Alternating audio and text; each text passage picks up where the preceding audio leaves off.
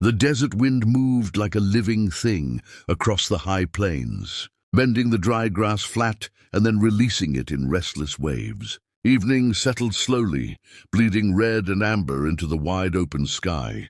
Somewhere far off, a hawk circled lazily, waiting for the week to stop moving. Eli had stopped moving hours ago. He lay in the shadow of a dried creek bed, his thin body half curled around the pain in his twisted leg.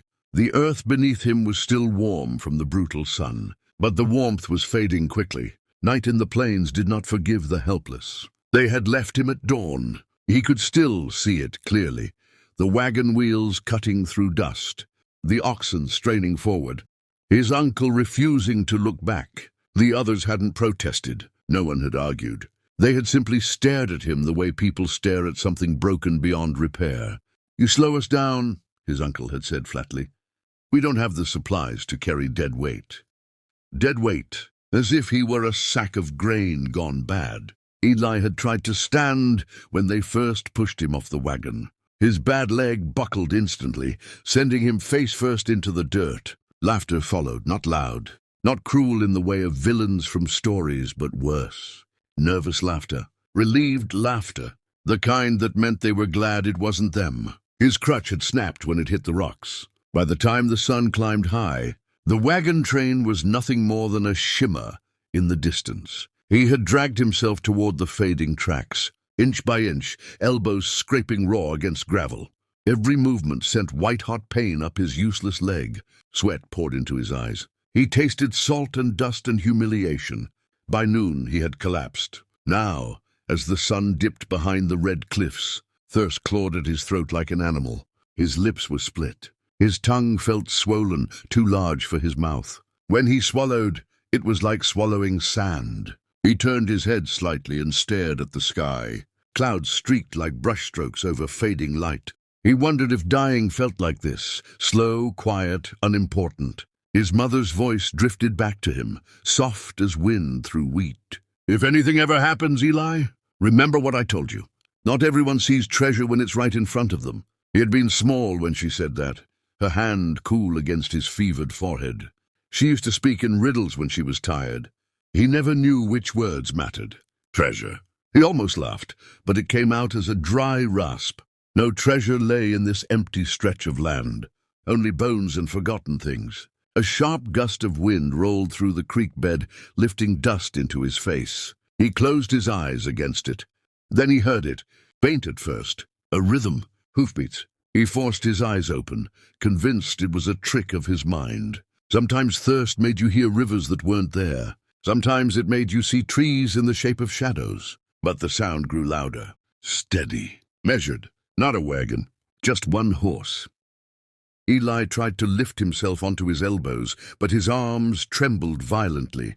He managed only to raise his head slightly. A silhouette appeared against the ridge, a tall rider outlined by the dying sun. The man's hat brim cast his face into shadow. His long coat moved with the wind, dark and purposeful. The horse slowed as it approached the creek bed. For a moment, Eli feared the rider would simply pass by. People often did. The rider reined in. Silence stretched between them, broken only by the horse's quiet snort. The cowboy dismounted without hurry. His boots crunched softly against gravel as he approached. He stopped a few feet away, taking in the scene, the broken crutch, the drag marks. The boy crumpled like discarded cloth. Eli braced himself for the familiar look. Disgust, annoyance, calculation. Instead, the cowboy knelt. His hands were rough, scarred from rope burns and years of labor, but when he touched Eli's wrist to check his pulse, the grip was careful. "You're still here," the man said quietly, almost to himself. Eli swallowed. "It hurt. They left me." The cowboy's jaw tightened slightly. His gaze shifted to the horizon, where wagon tracks cut faint lines through dust. "Family?" he asked. Eli nodded. The word hung heavy between them.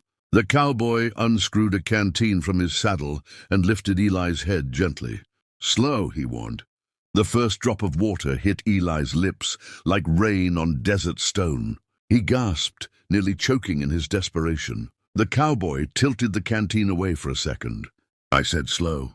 Eli forced himself to breathe, then drank again, small sips. Each swallow felt like life returning inch by inch. "What's your name?" the cowboy asked. "Eli." The man studied him a moment longer. There was no pity in his expression, only something steady, measuring. "Well, Eli," he said at last, "you ain't dying out here." The certainty in his voice startled Eli more than the water had. The cowboy slid one arm behind Eli's shoulders and the other beneath his knees. When he lifted him, pain exploded through Eli's leg, and he cried out despite himself. The world spun. "Easy," the cowboy muttered.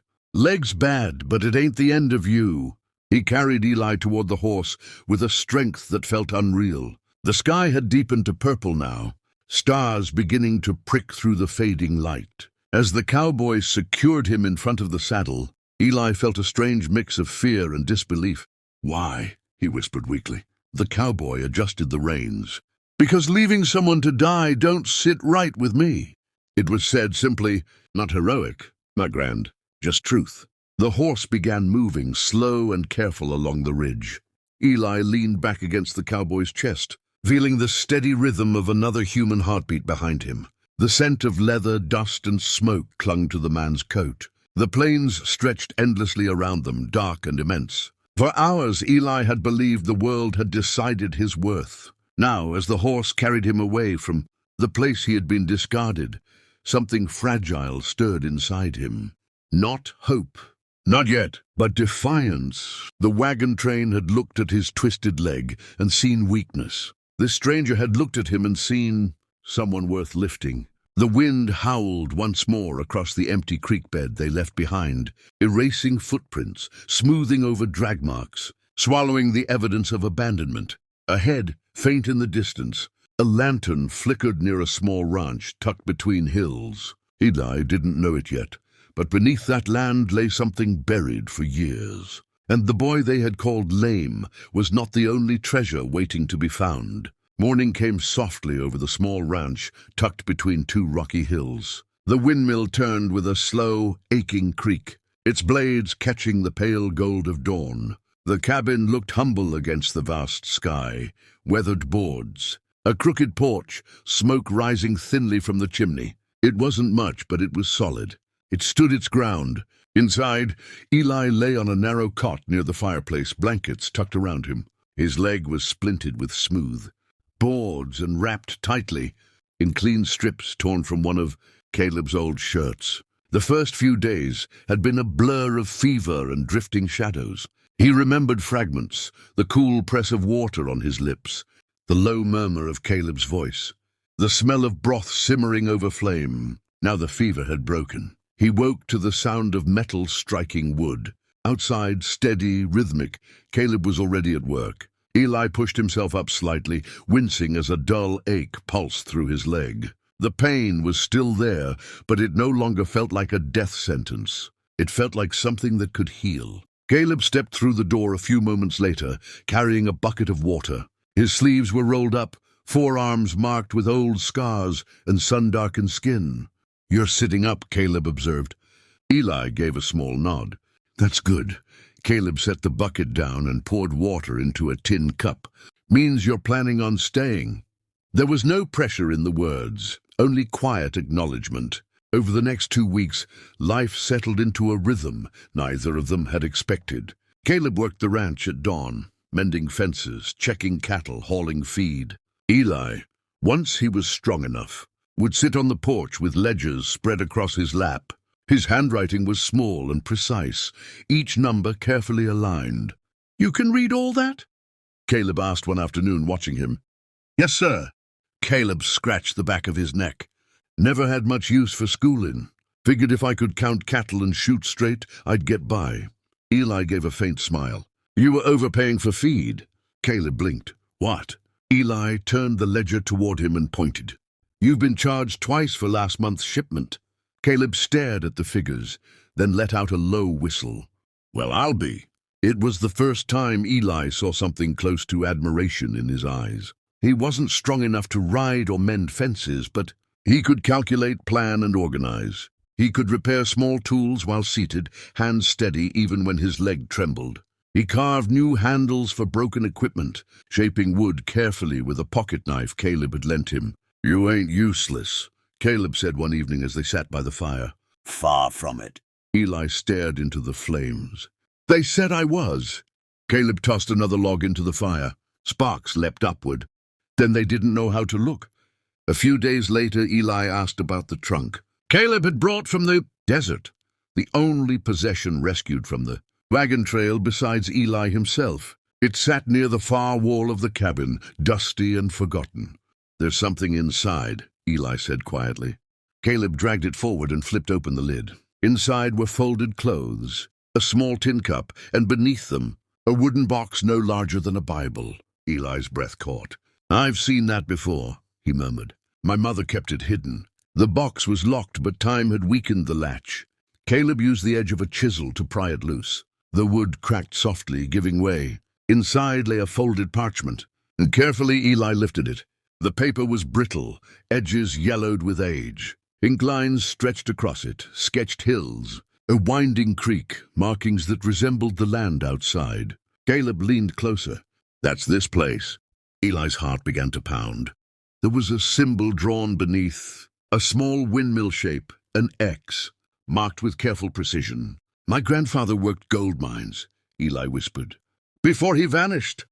Caleb studied the map again, then looked out the window at the windmill turning steadily against the sky. "Well," he said slowly, "only one way to know." They waited until morning. The sun rose bright and clear as Caleb measured.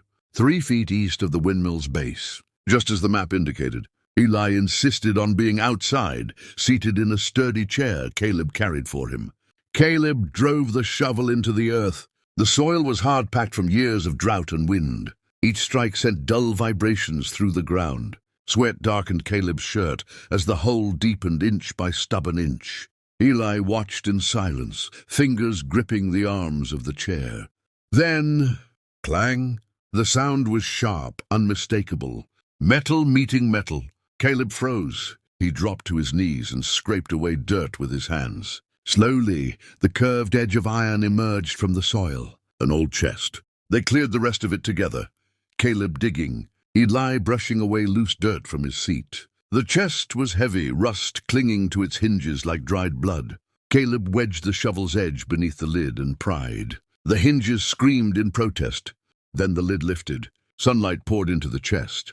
Gold reflected back at them in blinding flashes. Stacks of coins tightly packed. Some stamped with markings Caleb didn't recognize. Others gleamed with foreign mint symbols. For a long moment, neither of them spoke. The windmill creaked above them, indifferent to discovery. Caleb exhaled slowly. "That's enough to buy half the county." Eli stared at the gold, but his expression was not wild with greed. It was something quieter, thoughtful. "We won't have to worry any more," Caleb said, his voice rough. Eli nodded slightly, then looked out over the ranch, the worn fences, the thin cattle, the cabins standing stubbornly against the horizon. "They left me because I was a burden," Eli said softly. Caleb's jaw tightened. "But if they hadn't," Eli continued, glancing at the chest, "I wouldn't be here." The realization settled between them like dust after a storm. Caleb closed the lid halfway, resting his hands on its edge. "What do you want to do with it?" Eli considered the question carefully. "Fix the ranch first. Pay fair wages. Maybe build a schoolhouse nearby." Caleb gave a surprised huff of laughter. "A schoolhouse. So other boys don't get told they're worthless for being different." The words hung in the air. Caleb looked at the boy, thin, still healing, leg bound in splints, but with eyes sharper than any blade he owned. He saw it clearly now. The treasure wasn't just buried in the earth. It had been sitting in front of him since that evening in the creek bed. "We'll do it smart," Caleb said finally. "Slow, careful. No one needs to know right away." Eli nodded. Together, they reburied the chest temporarily, marking its place in their memory. Caleb would move it later, somewhere safer. As they returned to the porch, the windmill turned steadily above them, catching the bright morning sun. Far beyond the hills, a wagon train pressed westward, chasing dreams that glittered just out of reach. They would never know what they had abandoned. Eli eased himself into his chair and watched. Caleb began repairing a broken fence post with renewed purpose. For the first time in his life, he did not feel like excess weight to be cast aside. He felt necessary, chosen. The desert had nearly claimed him. Instead, it had delivered him exactly where he was meant to be. Left to die, found to live. And beneath the dry, unyielding soil, treasure had waited patiently, not just gold sealed in iron, but a future neither of them would waste.